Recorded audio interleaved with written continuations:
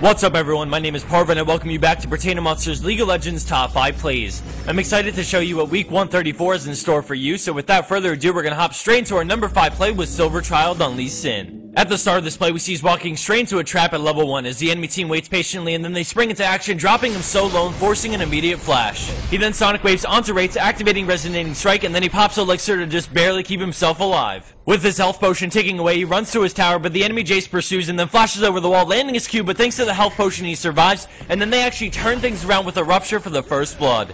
First blood. Coming in at our number 4 spot, we have XTS Lion on Orianna in a very high elo game, and at the beginning we see them catch the enemy Nasus as they continuously slow him as he tries to get out, but the enemy team is in a weird position so they can't help him and he goes down. Sona ults a bunch of them, but right after we see Sejuani dash in as Draven ults on top of Orianna's ult, absolutely decimating the enemy team in the blink of an eye. Draven spots Talon running away and decides to chase after him, flashing over the wall and picking up the quad shortly after. What separates this Wombo combo play from others and really earns this play the number 4 spot is the combination of how high elo it is, how they were 8k gold behind to start, and how they get the inhib off it. And a Nexus turret. Or 2. Screw it, they take it to the Nexus off the ace 27 minutes in, killing everything in between the tier 2 turret to the Nexus in one push.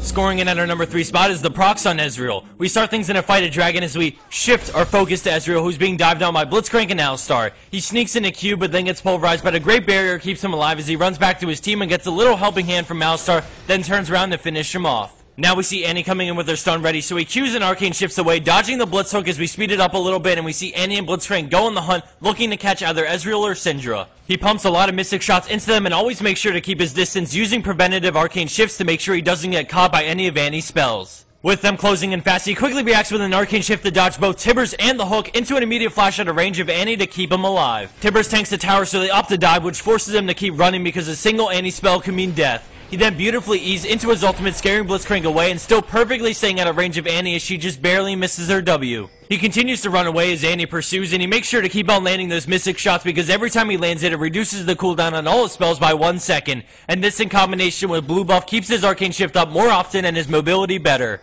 When he gets in range of the enemy red buff, he even starts using his Mystic Shot on that to lower the cooldown on Arcane Shift and keep his options open. With a Q and final E away, we see Maokai come in and get on Annie as more enemy players show up to help her out, but he still manages to grab the kill with his ultimate and then flash out. They both escape after a long kiting session for Ezreal with beautiful awareness of his limits that result in an extra kill on Annie after the fight at Dragon.